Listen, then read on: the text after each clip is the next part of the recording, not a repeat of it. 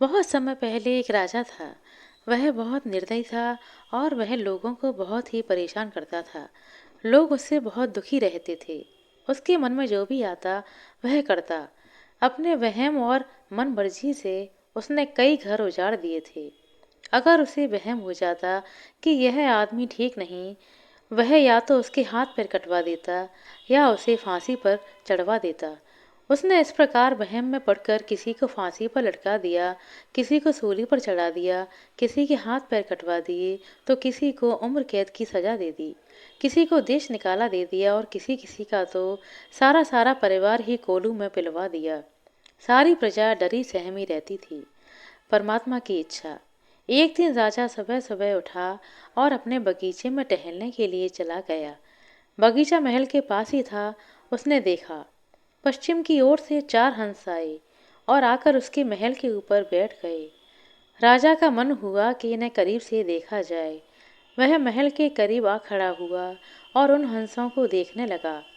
इतने में राजा क्या देखता है कि उन हंसों में से एक आदमी की आवाज में बोला, यहाँ पर है परंतु वहां पर नहीं। दूसरा हंस कहने लगा, वहां पर है परंतु यहाँ नहीं। तीसरा हंस बोला, यहाँ भी नहीं है और वहाँ भी नहीं। और फिर अंत में चौथा वाला हंस बोला, यहाँ भी है और वहाँ भी है।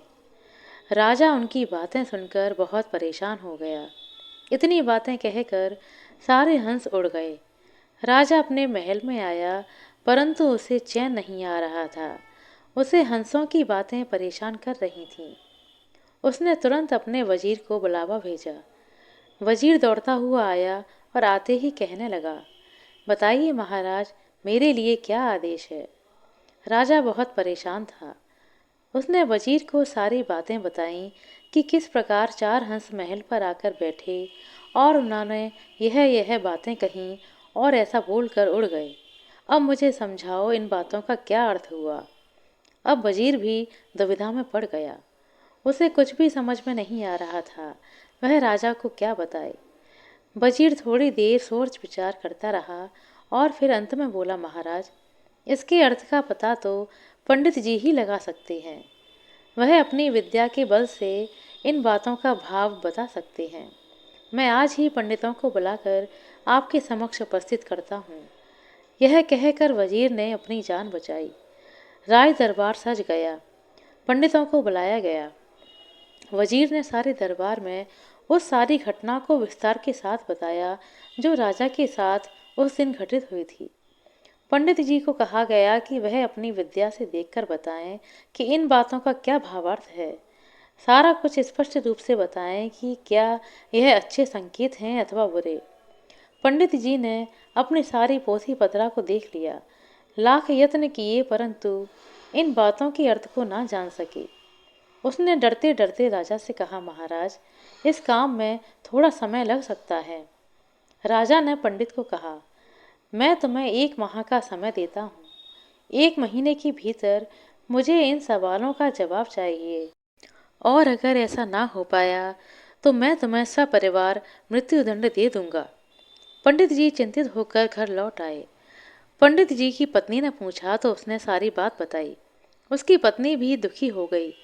4-5 दिन पंडित जी घर पर ही बैठे बैठे इन प्रश्नों के उत्तर खोजते रहे और फिर वह इन सवालों के उत्तर खोजने के लिए गांव-गांव और शहर-शहर घूमने लगे। 28 दिन यूं ही बीत गए, परंतु पंडित जी को कोई सुराग ना मिला। थके हारे उसे एक रात एक बूढ़ी के घर पर रुकना पड़ा। बुढ़िया माँ अकेली रहा करती थी। उनकी कोई संतान भी नहीं थी। रात को उस बूढ़ी ने पंडित को उदास परेशान बेचैन देखा तो पूछा, पंडित जी, आप इतने दुखी क्यों हैं? किस बात की चिंता है?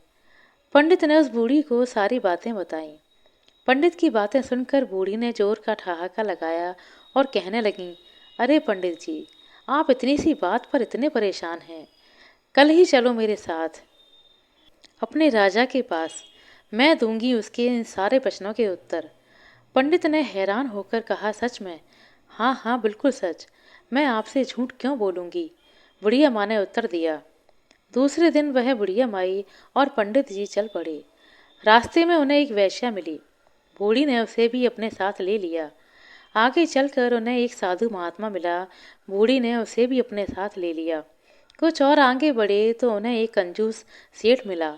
उन्होंने उसे भी अपने साथ ले लिया। चलते चलते उन्हें एक सेठ और मिला जो कि बहुत ही दयालु था और दानी था। वह भी उनके साथ चल पड़ा। दूसरे दिन राजा का दरबार लगाया गया। भीड़ इतनी ज़्यादा थी कि लगता था जैसे सारी प्रजा दरबार में आ गई हो। सभी सोच रहे थे कि या तो पंडित जी आज बच जाएंगे या फिर राजा सारे परिवार सहित पंडित जी को सूली पर चढ़ा देगा। राजा दरबार में आ पहुंचा। सभी ने उसका स्वागत किया। राजा अपने सिंहासन पर बैठ गया तो वजीर को हुक्म दिया कि पंडित को पेश किया जाए। पंडित जी उनके साथ वह बूढ़ी माई, वैश्या, साधु, कंजूस सेठ और दयालु दानी सेठ राजा के समक्ष प्रस्तुत हुए। राजा ने पंडित से पूछा, मेरे चारों सवालों के उत्तर लेकर आए हो? पंडित जी ने हाँ में सिर हिलाया और कहा, आपके सवालों के जवाब यह बुढ़िया माँ देगी।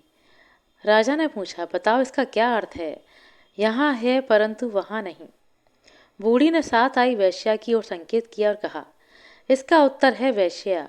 यह बुरे गंदे काम करके धन इकट्ठा कर रही है। इसे अगले जन्म में बुरे कर्मों का फल मिलेगा, इसलिए यह यहाँ पर तो है परंतु वहाँ नहीं। राजा ने दूसरा प्रश्न किया, वहाँ है परंतु यहाँ नहीं। बूढ़ी ने साधु को उठाया और कहा, महाराज इसका उत्तर यह साधु है। इस जन्म में इसे कोई सुख सुविधा नहीं मिली। यह प्रभु भक्ति में लीन रहा, धन द्रव्य के चक्कर में ना पड़ा, अच्छे कर्म करता रहा, इसलिए इसे इनके अच्छे कर्मों का अच्छा फल अगले जन्म में मिलेगा। इसलिए यह वहाँ है पर यहाँ नहीं।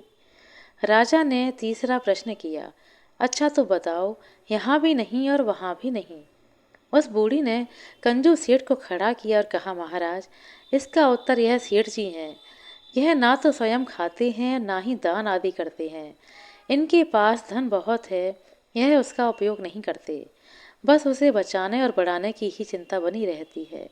इसलिए ना यहाँ है और ना वहाँ है। राजा ने अंतिम प्रश्न किया, इसका अर्थ बताओ, यहाँ भी है और वहाँ भी है। बुढ़िया माँ ने दयालु सेठ को आगे कर दिया, आपके इस प्रश्न का उत्तर यह सेठ है।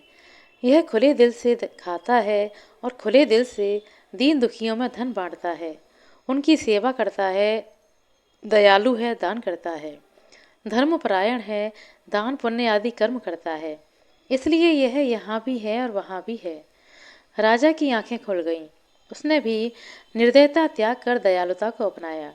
वह बहुत दयालु, दान पुण्य के कर्म करने वाला, धर्म कर्म के रास्ते पर चलने वाला बन गया।